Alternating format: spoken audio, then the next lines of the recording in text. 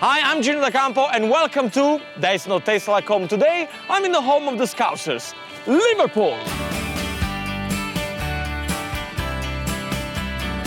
This city has a great history with food and it can be traced back since 1190. And back then was known as Liverpool. You know why? Because the River Mersey behind me was full of baby hills. When the Albert Docks were built in 1846, it opened up the city to the rest of the world. Exotic food started to pour in and the lucky Liverpoolian got to try food from the Far East and India. Well, 150 years later, the people of Liverpool, they will have the chance to try my 3 home cooks food ready for service at lunch in this beautiful restaurant. They'll be serving up 3 wonderful dishes that have been in their families for generations. But how they will go down with paying customer? Well, let's get in there and meet today's cooks and prove one more time that there's no taste like home. Today's cooks are EDIE POPE, who is baking her Grandma Tyrer's rabbit and bacon pie served with seasonal vegetables. David HAKAK, who is making his grandmother Farcha's sabich, a vegetarian meal of stuffed pitta, served with salad. And Perry NG, who is cooking his Grandma Amma's Hoki and me, prawn and squid fried noodles served with a topping of crispy shallots and sliced limes. So guys, welcome to a professional kitchen. What do you think? It's very big. Brilliant. Yeah. It's nice. Is it a bit different from your kitchen, I guess? Yeah. Your recipes, I've seen them, okay? You got a lot of preparation to do. So get on with it, look after each other, and I'm gonna watch you. I'm going to watch you. Let's meet our first cook and find out about her special dish. EDIE POPE is a 64-year-old farmer from Lydiate in Merseyside. She has 6 grown-up children. Her dish is Grandma Tyrer's rabbit and bacon pie served with seasonal vegetables. Being from a family of busy farmers, this dish has been a staple meal in the Pope family for years because it simply looks after itself. This is Grandma Tyrer's rabbit and bacon pie. I like cooking rabbit pie because it's something that you can prepare and put in the oven and leave it while I get on with other jobs on the farm. I've cut the rabbit into portions and I'm now going to bring it to the boil and cook it for about an hour or an hour and a quarter. And you use the stock for the gravy for the rabbit pie. While the rabbit cooks, EDIE gets on collecting today's eggs from her chickens. Right, I'm now taking the rabbit off the bones, ready to cut it up and put it into the pie. I'm frying the bacon because it makes it a better flavour in the pie, I think. Now we'll just leave that to crisp a little bit. You cut up your shallots and mushrooms and fry those. I'm doing the pastry now for on top of the rabbit pie. Plain flour I'm using, lard and margarine, and you just mix that up until it resembles breadcrumbs. Mum said, you'll never be good at baking, your hands are too big. But she did admit that she was wrong. Add some icy cold water until it binds together. Let that rest a little minute. This is the stock off the rabbit now, and I've added flour and some gravy browning, and I'm just going to pour this over the top of the rabbit, streaky bacon, mushroom and shallots. Next, we're going to roll out the pastry to cover the pie dish. This is my blackbird, and you bake it in the pie in the centre so that the steam rises and comes out the top, and that stops your pastry from going soggy. These are the eggs that I've collected off the hens, off a couple of them this morning, and they were still warm when we brought them into the kitchen. And that is ready for the oven.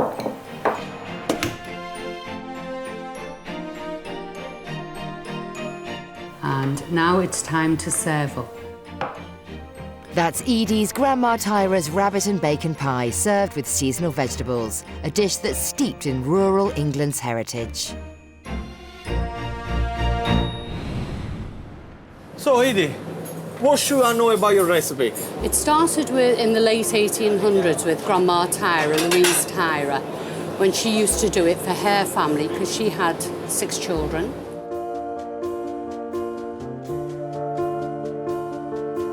Then she passed it down to Mum, who had 13 children.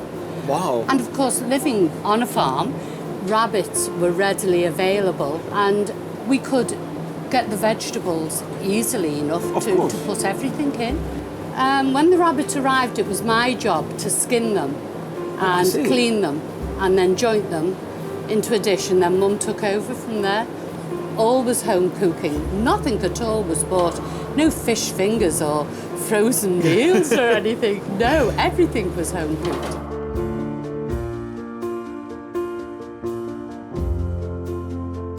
Mum, oh, what can you say? I know everyone says their mum's the best.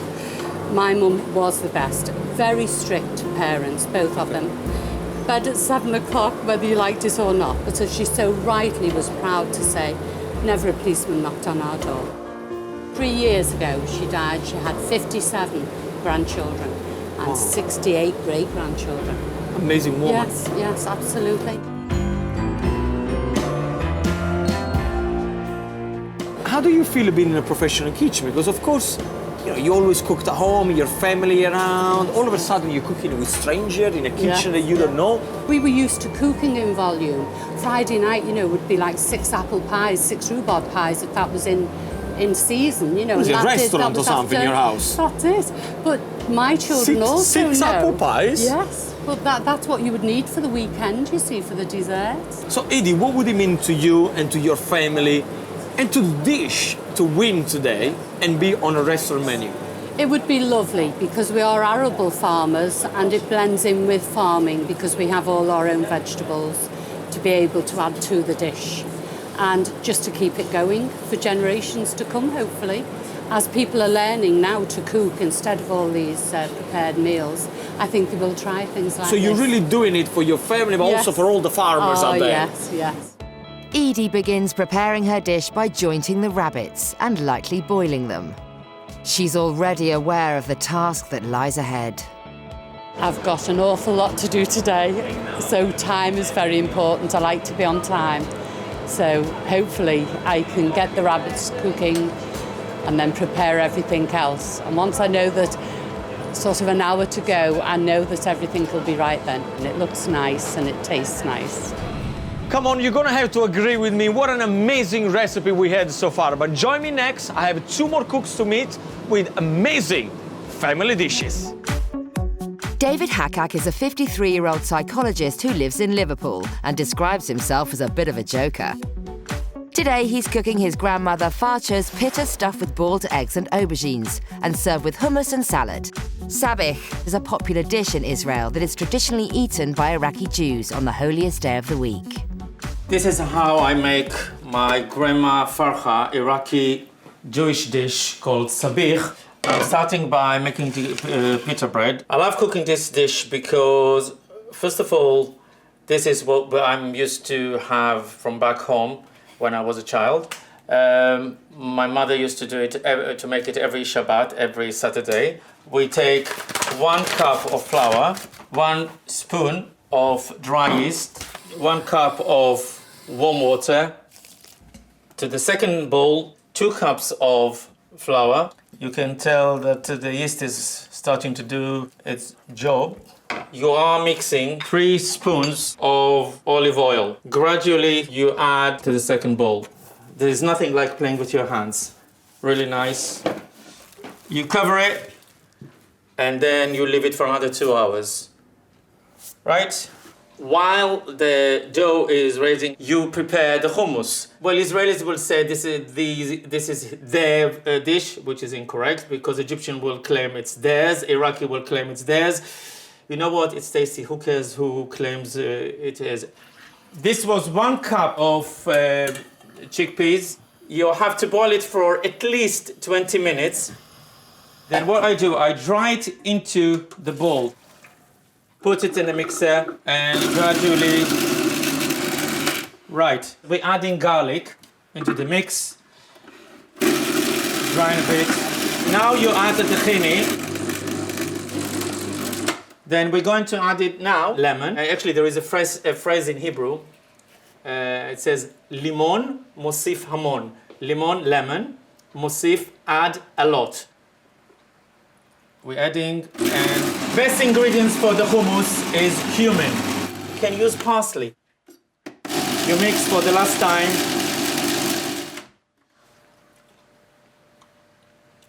I'm good. To create the perfect colour and texture for his eggs, David began his preparations last night. They've now been cooking for 12 hours. What happens is the color of the onion will come inside the eggs. Do you like it? Don't you think it smells nice? Smell it. Yeah, it's good. Right, you take the knife. We are going to make the aubergine. Voila! The sound of frying aubergine, it's fantastic. Leave it for at least 1 minute to rest in the oil, and you already see this gold, beautiful color of the aubergine. Now that we're going to flatten the dough, we rest it for 45 minutes. We're taking the baking paper and we place them on the baking paper. You see, you have a proper pitta look like, but it's not baked yet. And the only thing you need to do now is just bake it for 7 to 10 minutes. You'll see when it's becoming yellow and goldy and it's nice. Now I combined all the ingredients and served with simple tomato salad. That's David's grandmother Farcha's pitta stuffed with boiled eggs and fried aubergines and served with hummus and salad, a dish with a very intriguing history. Now, tell me, where did it all start with this recipe? It's a very traditional Iraqi Jewish recipe. Okay. Saturday morning in Iraqi Jewish household, that's the dish you have for breakfast. Okay. It started the 1800s in Iraq with my grandmother. My grandmother was a big, massive lady. I don't mean fat, I mean really tall, a proper lady. She died 102 years old. 102? And she was really old. You wouldn't dare to cross her. We were still on a deathbed, petrified of her. I was born in Israel. My mom moved with my siblings and my dad to Israel in the 1950s. And I moved to England in 1996, and I brought it from Iraq via Israel to Liverpool. Tell me the memories that you have when you were a little boy in the kitchen with your mom, anything that comes up in your mind. When I was maybe 4 or 5 years old, the smell of aubergine frying is fantastic. Then I didn't ask. I entered the kitchen, pinch one slice of aubergine, put in my mouth. It burned my tongue, voila. And I was like really screaming, but with no sound whatsoever. And my mom said, fantastic, the child is quiet for 5 minutes. Thank God for that. How old would you think this recipe would be? Are we safe to say that it's over 100 years old? Oh, well over 100 years. Because I asked my mother now she's way into the late 80s. And I said, how old is this dish? And she said, how do I remember? And I said, well, is it like you created it or the family? And she said, of course not. It runs in a Jewish generation for a long time. And everyone is like adding things into it, you know. What would it mean to you today to win and have your family recipe in this beautiful restaurant for 1 month? It will be amazing because no one in England never heard of this dish before. Okay. Really, people around here and the new generation, people don't like, you know, to use the old thing. They think it's too, and I think that's what I want them to be familiar. And if after that they're going to say, are there any more dishes, Iraqi Jewish dishes? There are plenty of course. And we can bring it back to this So country. you want the people to experience the culture, you know, that you have, and growing up, and the experience that you had. David's preparations for service began the night before with his eggs slow cooking with the onion skins to achieve the desired colour, taste and texture. His complex and time-consuming dish is a real challenge for a professional kitchen, but he's determined to get it right. Last night I prepared the chickpeas and prepared the eggs. You see, it's a Jewish dish, and Jewish dish takes a long, long time to take your breath away. We need to do it the day before because when you see the eggs, you'll understand. It has to take colors, and the colors can be taken only if it's cooked overnight. Otherwise, there's no chance. Another great recipe full of memories, but it's not over yet. So let's find out what our next cook is serving up. Perry NG is a 36-year-old married father of two from Liverpool, here with son Perry Jr. and daughter Georgia. Today, he's making a dish that originated from over 4,000 miles away. Grandma Amma's prawn and squid fried noodles. The dish began its life in China before Perry's aunt moved to Singapore, taking the dish with her. It has always been a firm family favourite. This is how I'm going to make Amma, Goxby Goes, Hockey and Me. Well, it was my grandmother's dish, then my grandmother then taught me auntie, who then taught me father, who then taught me. The shells have got all the flavour. I'll stir fry the shells and the heads and then I'll boil them and let it simmer to bring all the stock out. I'll stir fry it for a couple of minutes till you start getting the smell of the prawn shell. And then I'll add the water. I'm now going to sieve the prawn stock. I can get rid of them now because I've got the juice. I like to blanch the prawns first because the cooking's so quick. Now I'll chop up the fish cake and get ready to stir fry. Traditionally, my grandmother used to make the fish cakes herself. When my dad first comes to the country, he also made fish cakes and sold to the Chinese supermarkets, but for convenience, I just buy them in. I eat a lot of squid. My wife and children don't really like it. They think it tastes like elastic bands. I'm just going to smash the garlic, peel it and chop it, ready to stir fry. Let the wok get nice and warm. I'll then add the garlic. Now I'll add the egg. Now I'll add the squid. The smells remind me of being in Singapore in my auntie's noodle bar. I'm going to add the fish cake. Now I'm going to add the noodles, the prawns, and stir fry it now till it gets nice and warm. I'm going to add now the prawn stock, the sweet soy sauce, just a little bit of salt, and a mouth-watering. Add the bean sprouts, last thing, and that's it, done, finished. I like to sprinkle crispy shallots on the dish, as my auntie does in Singapore. That's Perry's Grandma Amma's prawn and squid fried noodles, served with a topping of crispy shallots and slices of lime. Gino is keen to find out more about this dish's Eastern heritage. Perry, how you doing, okay? Hi, Gino. Fantastic. Now, tell me everything I should know about the beautiful recipe. The recipe goes back to me grandma. My grandma then taught her daughter, which is my auntie. Then she taught my dad, and then he's then taught me. Okay. My dad left Singapore when he was 17 to come over to Liverpool to see the Beatles. He loved the Beatles. Met my mother in Liverpool, and then I come along. I got taught this dish back in Singapore in my auntie's stall, and then I've been practicing when I come home. My dad cooks it at home when we was kids. I've learned how to cook it, and that's where the dish come from. When I first ate the noodles was back in Singapore in the HAKAK market. It's like a big food market where I used to sit down there with all my family. My auntie would cook the noodles up and everyone would be there. And she's still running it to this day in Singapore. Is your grandmother still with us? Yeah, she's now 85. 85? 85. See, you're eating noodles with prawns and you live until 85 at least. That's what we say. Perry, what would it mean to you and to your family to have this dish on a restaurant menu? It'd make me proud, it'd make my family very proud in Singapore that the dish has come all the way from Singapore and it's ended up in the top restaurants in Liverpool. Now, you're using prawns. Yeah. And I guess you're gonna have to cook this recipe as I'm ordering.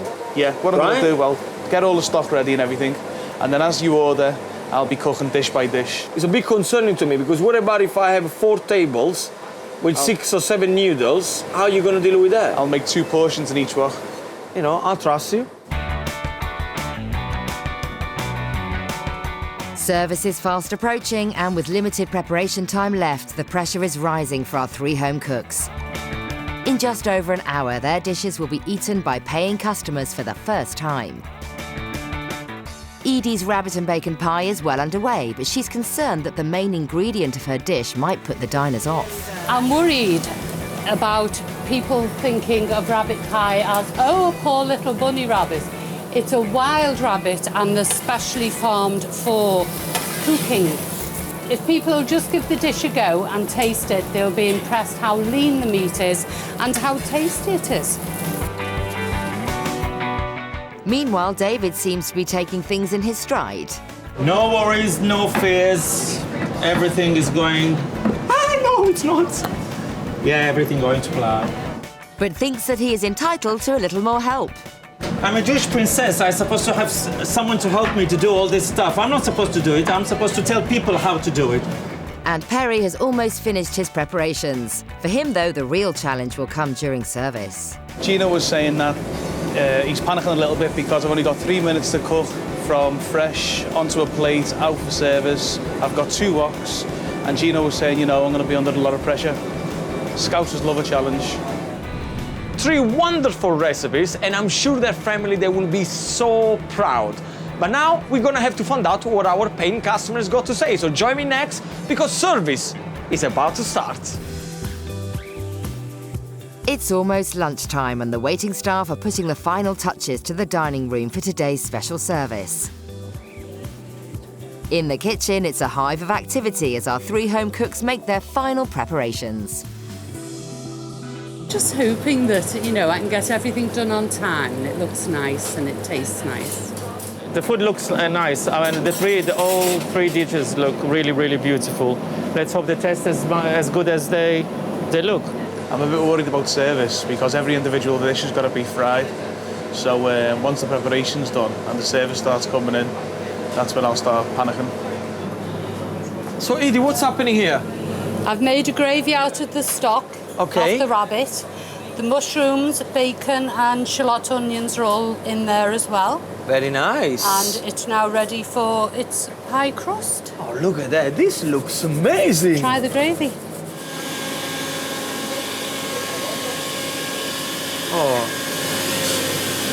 Oh, and I thought all you need is love. No, all you need is a good gravy. That's what we need. What do we need? Mwah!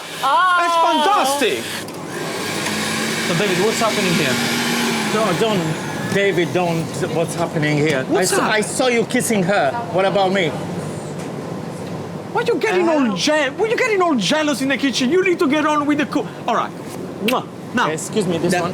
Mwah. Now, what's you. happening You can here? go now. What's happening here? I want to know what you're doing. This is a hummus. Okay, so you're preparing chickpeas, yeah? You've got the garlic here. Garlic goes in there. You've got parsley. Flat leaf parsley, right? Yes, you flat it because, of course. Beautiful. So, Perry, what's going on here? I'm just whisking the edge, Gino. Everything else is prepared, ready to go. Now, I'm going to be very honest with you. I'm a little bit concerned at the fact that you actually have to cook everything then and there. Yeah. We need to have a nice, clear plan because I want your recipe to shine, and I want all the customers there to think, you know what, this is the best noodles with prawns and squid I ever had. I think it will. I'm sure it will. For the family. For the family.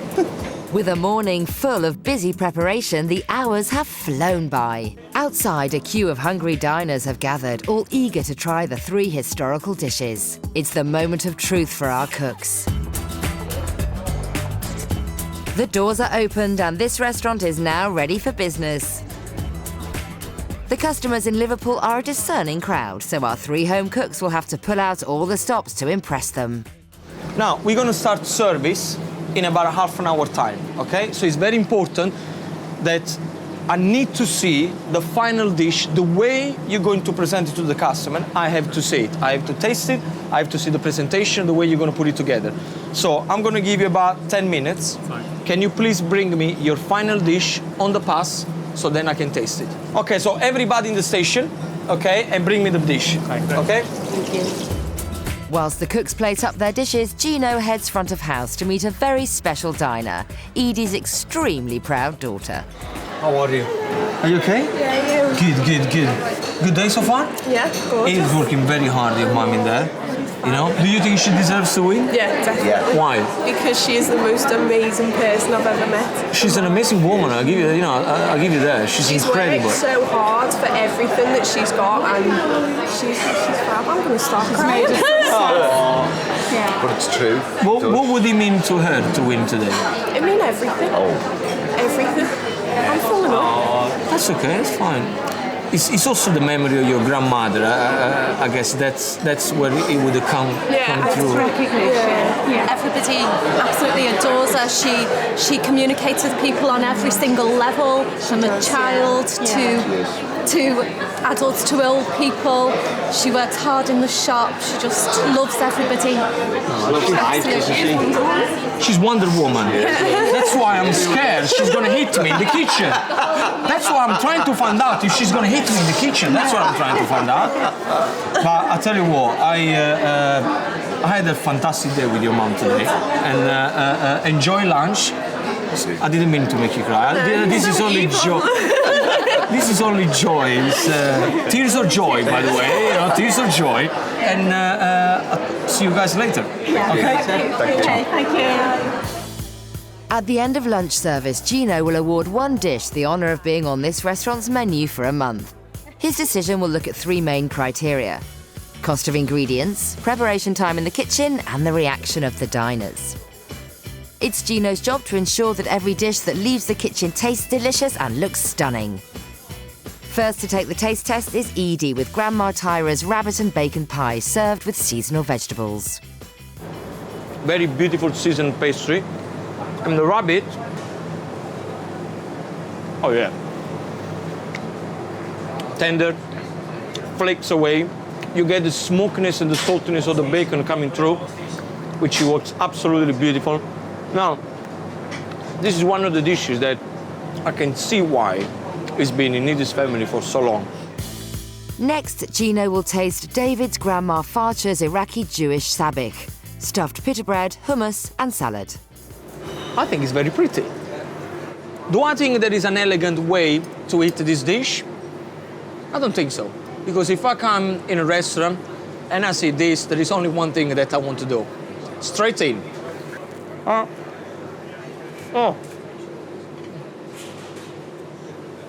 And I don't care if I'm messy. I don't care if I have egg on my nose or aubergine. This is lovely. And finally, it's Perry's Grandma Amma's prawn and squid fried noodles, served with a topping of crispy shallots and slices of lime. Now, the dish is absolutely tasty, beautiful, okay? Yeah. The only problem that I have here, for restaurant reason, is the presentation. Right. So what I want you to do is to put the stir fry together, and then the rings of the squids, just highlight them for me. Okay. Okay, so you can put all the beautiful prawns on top like that, like I'm doing it. Yeah. Okay? So all of a sudden, we lift up the plate and we make sure people knows exactly what they're gonna get straight away. Okay. A little bit of coriander on top. Yeah. Yeah, and then just go for it. Okay. But the dish is absolutely beautiful. I'm going in for second, my friend. Really good. Ladies and gentlemen, are we ready to order? Now that Gino is happy with the taste and presentation of all three dishes, he allows service to begin. It's very important that whenever I shout the order, that you answer me back, okay? And you need to tell me the timing, how long it's taking you to do your dish. Because I have to coordinate all the table together with all the dishes nice and ready. Are we ready? Yes, Gino. Okay, so everybody back to station, and we start in 30 seconds. Come on. What may I get for you, ma'am? Could I have Grandma's vegetarian pita, please? And I'll have the prawn squid fried noodles, thank you. Can I have the rabbit and bacon pie, please? The vegetarian pizza. No problem, okay.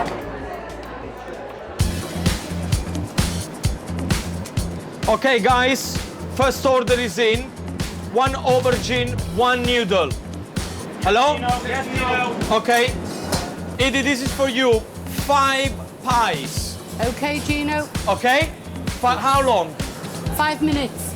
How long for the noodle? 5 minutes, Gino. David, how long is it going to take to put this together? 2 minutes. Come on, guys. I know you're out of your comfort zone, but please, let's push it. Let's do it for the families. Okay, one more order.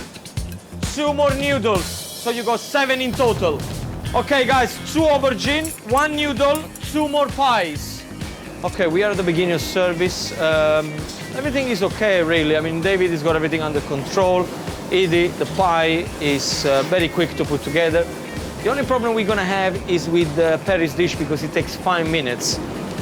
It's a concern that I had all day, and now actually is when he start to panicking me because I need to make sure all the dishes they go out at the same time. So time is crucial.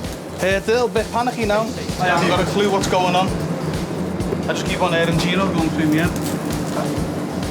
I need 4 noodles in total. There he goes again. 4 noodles, Gino? Yes, please. Come on. Let me see if you can walk this walk. David is using his knowledge of psychology to take a more laid-back attitude. It's all in here. You pretend you are in stress, but you shouldn't be in stress. What's the point of being in stress? People want to eat, whatever you give them, they'll eat. Now prepare yourself. I need 3 aubergine in total, yeah? Okay. You know you got 6 aubergine to do, yeah? But will it work? Is it bluffing me? I'm gonna start to cry very soon if this dish doesn't come out. Ready? Stop moaning. Right, you can start moving them now, young man. Make sure the plate is nice and I'm clean. going to do that now. Remember, we are in a restaurant. Like that. Fantastic. Thank you. Thank you. That's a beautiful dish. Thank you very much. Thank you. Wonderful. Absolutely beautiful. Spot on with the prawns on top and the squid, yeah? With all 3 dishes making the grade, Gino is happy for them to be served to the customers.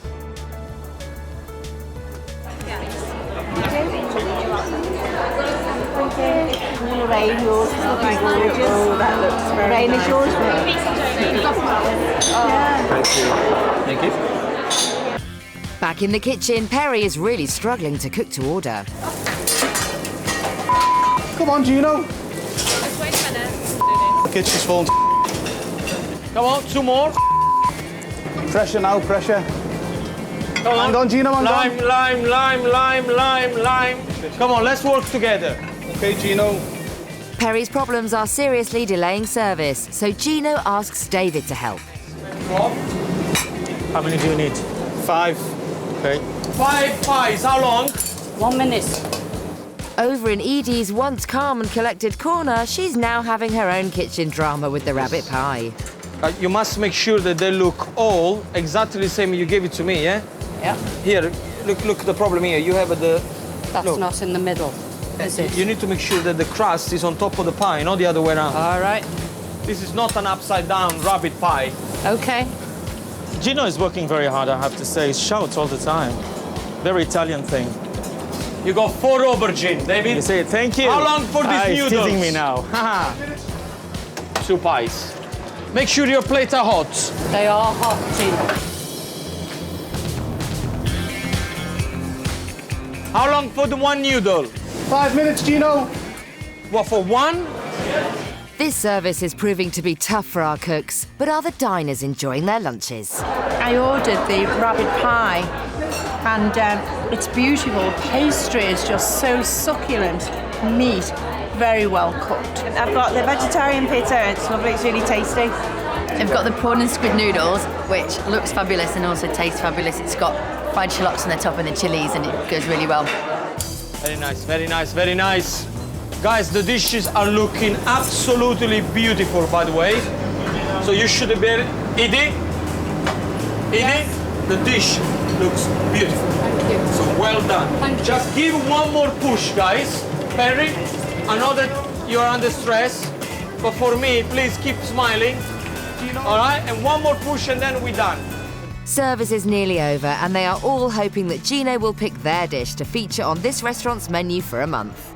Come on, we are on the last table. Okay, Gino. I got the last table in my hand. 1 more push, 3 noodles, 1 aubergine. Okay, Gino. How many portions of rabbit have you got? 3.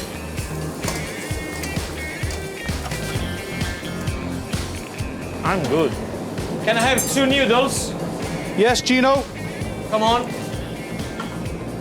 As soon as Perry wakes up with the other noodle, We are done. What do you want now? Another 3? Come on. This is the last rabbit pie. That's it. Table number 20. Guys, this was the last table.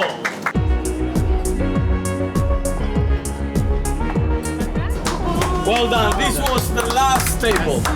Okay? Well done. Well done. How do you feel? Tell me. I want to know exactly. Fantastico. Fantastic. Was it good? Fantastico. What about you, Edie? Did you enjoy? I enjoyed it, yes. Is this something you would do it again? Yes. Now, to show you that I'm with you guys, Yes. I'm going to go in a bar to have a drink. You're going to stay here and clean up this chichi. Service is now over and our cooks have done all they can to secure their dish a place on the restaurant's menu for a month. It's now up to the diners and the restaurant's head chef and manager to help Gino make his difficult decision. I had the rabbit and bacon pie. It was absolutely gorgeous. I've had rabbit pie before, but never with bacon in it, and I think the bacon, you know, we could just taste it, and it was fantastic, amazing. The vegetarian pitta bread, and I found it to be really tasty. Everything that was on the plate was really fresh, really well put together. Everything worked together, was nothing sort of jarring with each other, and it sort of complemented each other and all worked alongside each other, but also worked individually. I had the noodles. They were absolutely delicious. The chef's done a really, really good job. You can taste all the different spices running through the food. It was absolutely beautiful. And yeah, it does deserve a place on any good menu in any good restaurant, as far as I'm concerned. Well, the diners seem to have enjoyed them, but which dish will Gino pick? Will it be EDIE Pope and her Grandma Tyrer's rabbit and bacon pie?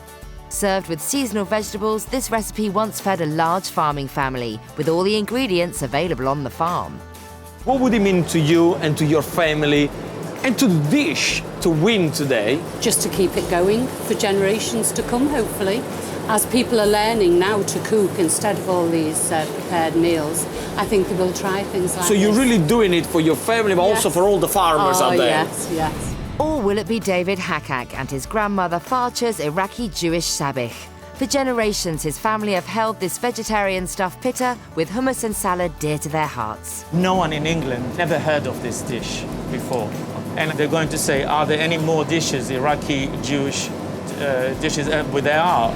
Or will it be Perry NG, who made Grandma Amma's Hokkien mee, or prawn and squid fried noodles? This dish has travelled all the way from China to be enjoyed in Liverpool today. Perry, what would it mean to you and to your family to have this dish on a restaurant menu?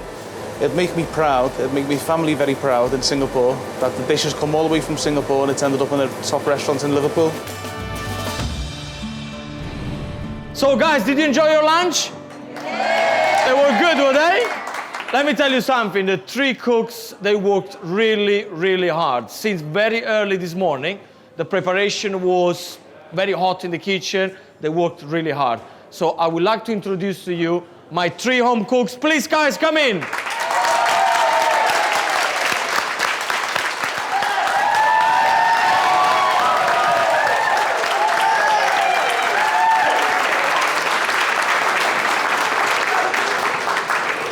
Are you tired? Very tired. Very tired. Well, let me tell you, I really enjoyed today. It's been a pleasure to meet you. It's been a pleasure to work with your recipe. It was absolutely great. We cannot 3 winners as far as concerning me, and I think as far as concerning everybody that tried the dish, we have 3 winners here already. But only one dish can win the honor of being on this restaurant menu for 1 month.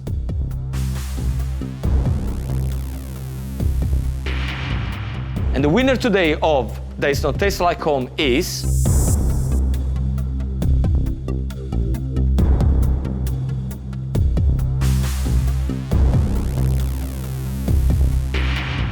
David with the vegetarian pizza. Well done, man. Well done. Come here. Your dish. This is for you.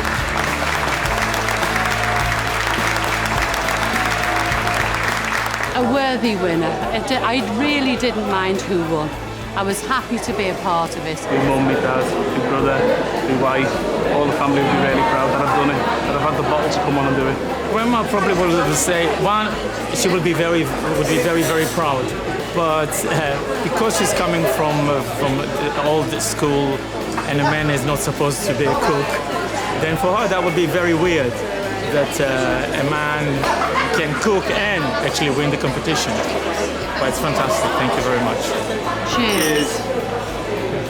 What an amazing day we had today. And of course, congratulations to David and his vegetarian pita bread. It was absolutely delicious.